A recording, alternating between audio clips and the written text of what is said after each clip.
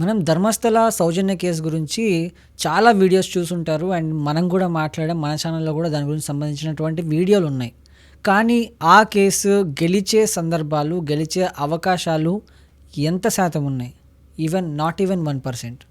ఎందుకు ఈ మాట అంటున్నా అంటే మీరు ఫుల్ వీడియో చూస్తే నేను చెప్పేది మీకు అర్థమవుతుంది. ఎవరైనా ధర్మస్థల ఇన్సిడెంట్ గురించి తెలియకపోతే ఒక 3 ముక్కల్లో చెప్తాను, బ్రీఫ్గా వినేయండి.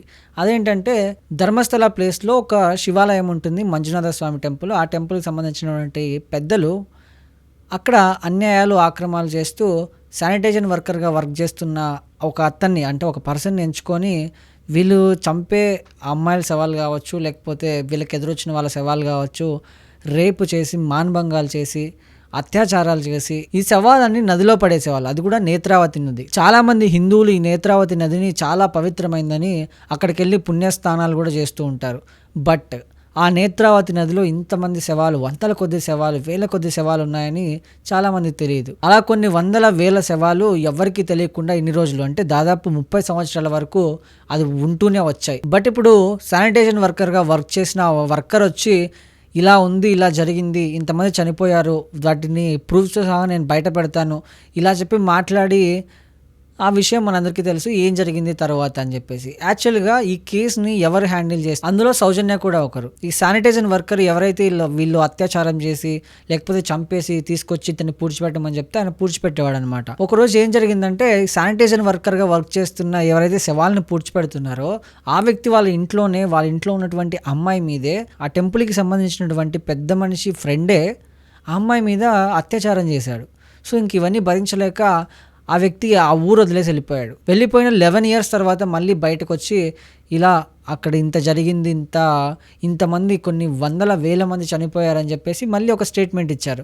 అసలు ఆ స్టేట్మెంట్ ఇవ్వడానికి కారణం ఏంటి, ఆ స్టేట్మెంట్ ఎవరికి ఇచ్చారు అనే దాని గురించి కూడా మనం మాట్లాడదాం.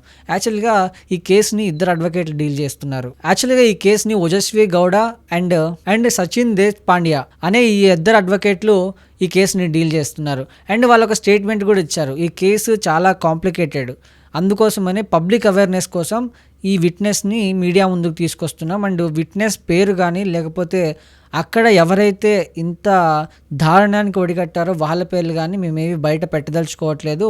సో విట్నెస్కి ప్రొటెక్షన్ ఇవ్వాలి అని చెప్పి అడ్వకేట్స్ చెప్పడం జరిగింది. అండ్ ఆ స్టేట్మెంట్లో ఈ శానిటేషన్ వర్కర్ ఎవరైతే ఉన్నారో, నేను ఆ శవాల్ని కూడా ఎక్కడ పూడ్చిపెట్టానో చూపిస్తాను, దాని దగ్గర మొత్తం అంటే ఆ ఎవిడెన్స్ నా దగ్గర ఉంది, నాకు ప్రొటెక్షన్ కల్పించాలని చెప్తే పోలీసులు ఎవరు ఈయనకి ప్రొటెక్షన్ కల్పించలేదు. ఎందుకంటే మీరు ఆల్రెడీ మీడియా ముందుకి చెప్పారు కాబట్టి మీకు ప్రొటెక్షన్ కల్పించడం కుదరదని చెప్పడం జరిగింది. బట్ 3 weeks తర్వాత ఈ కేసుని కాంప్లికేటెడ్గా తీసుకొని ఒక స్పెషల్ ఇన్వెస్టిగేషన్ టీమ్ని అయితే ఫామ్ చేశారనమాట. అండ్ ఆ టీంలో 3 IPSలు కూడా ఉన్నారు. మొత్తానికి ఈ టీంని లీడ్ చేసేది DGP, ఆయన పేరు ప్రణవ్ మోహంటి. అండ్ ఈ టీంలో DIG Anuchit, deputy CP Soumyalatha and SP Jitender Kumar, వీళ్ళందరూ కలిసి ఒక టీమ్గా ఉన్నారు. అండ్ సౌమ్యలత గారికి కానీ, అనుచిత్ గారికి కానీ, లేకపోతే మిగతా ఉన్నటువంటి వాళ్ళకి కొంచెం అంటే ఇలాంటి కేసెస్ని వాళ్ళు హ్యాండిల్ చేస్తున్నారు, వాళ్ళకి ఎక్స్పీరియన్స్ ఉందన్నమాట. అండ్ అక్కడ ఏం జరిగిందంటే July 4th section 211A of Bharatiya Nagarik Suraksha Sahitha BNSS కింద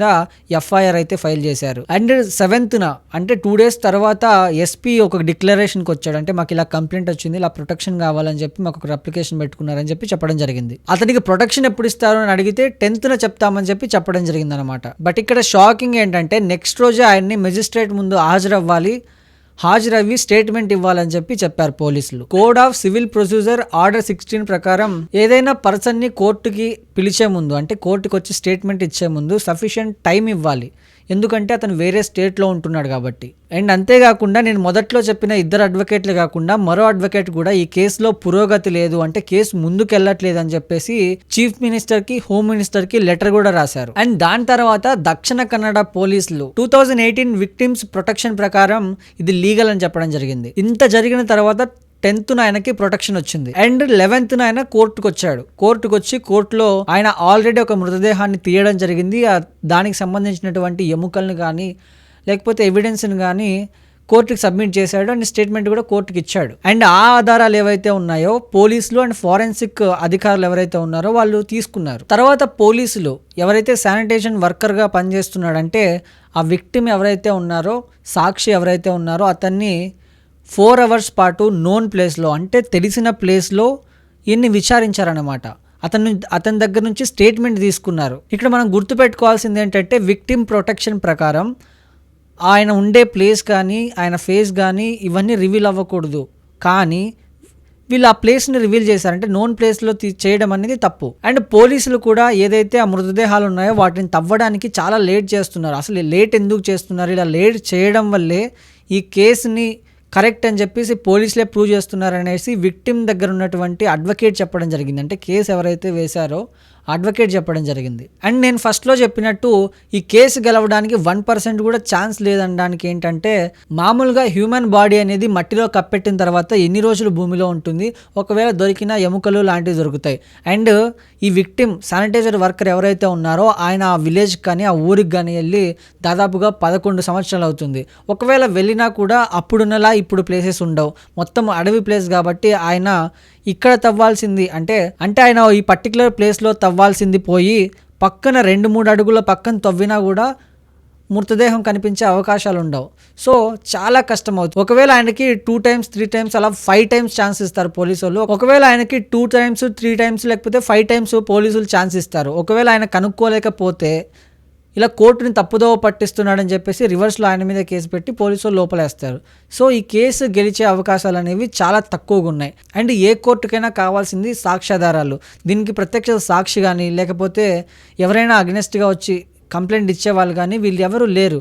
కాబట్టి సాక్ష్యాధారాలు మెయిన్ రీజన్ కాబట్టి దీన్ని ప్రూవ్ చేయడం అనేది చాలా ఇంపార్టెంట్. ఇన్వెస్టిగేషన్ అనేది ప్రాపర్గా జరిగితేనే అప్పుడు ఈ కేసు అనేది గెలవడం జరుగుతుంది. అండ్ ఇన్వెస్టిగేషన్ ఆఫీసర్ కూడా జస్ట్ ఆయనకి 29 years అండ్ ఆయన సబ్ ఇన్స్పెక్టర్.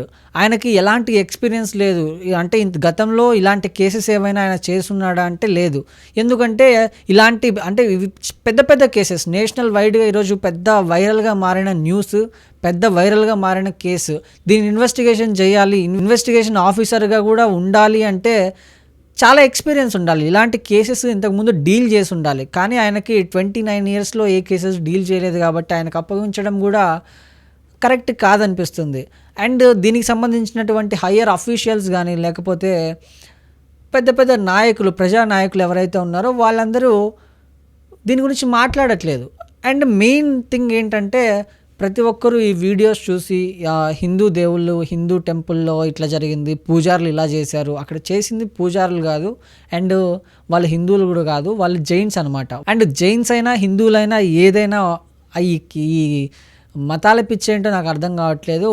అండ్ స్టార్టింగ్లో ఈ కేసుని బయటకు తీసుకొచ్చిన ఆయన షామీర్ అనుకుంటా, బెంగళూరు యూట్యూబర్, కర్ణాటకకు సంబంధించినటువంటి యూట్యూబర్, ఆయన్ని కూడా మతాల పేరుతో ఇట్లా నువ్వు ముస్లింవి అది ఇది అని చెప్పేసి వీళ్ళు అనడం జరిగింది. But not necessary. ఎందుకు ఇదంతా? ఇక్కడ జరిగింది ఒక అన్యాయం వాళ్ళకి. అంటే బాధితులు కొన్ని వందల వేల సంఖ్యలో మృతదేహాలు, అంటే అమ్మాయిల్ని దారుణంగా రేప్ చేసి అత్యాచారం చేస్తే వాటిని హైలైట్ చేయకుండా మతాలు హిందూ, ముస్లిము, జైను ఏంది ఇవి నాకు అర్థం కావట్లేదు. జనాలు ఎంత బుర్ర తక్కువ వాళ్ళంటే ఇంకా ఏ యుగంలో కూడా మనము ఈ మతాలు కులాల వెనక పోతున్నామంటే అందుకే ఇండియా డెవలప్ కాదేమో అనిపిస్తుంది. అండ్ ఈ పర్టికులర్ కేసెస్ గురించి కూడా మన ఆంధ్రాలోని కర్నూలులో కూడా ఒక ఇన్సిడెంట్ జరిగింది. ఆ ఇన్సిడెంట్కి సంబంధించి పవన్ కళ్యాణ్ గారు కూడా నేను పదవిలోకి రాగానే ఈ కేసే ఫస్ట్ చూస్తాను, ఈ కేసుని ఒక కొలిక్కి తెస్తాను, వీళ్ళకి బాధితులకి న్యాయం జరిగేలా చూస్తానని చెప్పి చెప్పడం జరిగింది. బట్ ఆయన అధికారంలోకి వచ్చిన తర్వాత ఆయన మాట్లాడట్లేదు, ఆయన పార్టీ సభ్యులు మాట్లాడట్లేదు, ఎవరైతే గొంతు చించుకొని మీడియా ముందరిచారో వాళ్ళు కూడా మాట్లాడట్లేదు. అంటే బడాబాబులు ఏదైనా కేసు, ఏదైనా అత్యాచారం కానీ లేకపోతే ఏదైనా పెద్ద స్కామ్ వెనకాలంటే దానికి న్యాయం జరగదనిపిస్తుంది. బట్ నాకైతే న్యాయస్థానాల మీద నమ్మకం ఉంది, న్యాయం జరుగుతుంది అనుకుంటున్నా.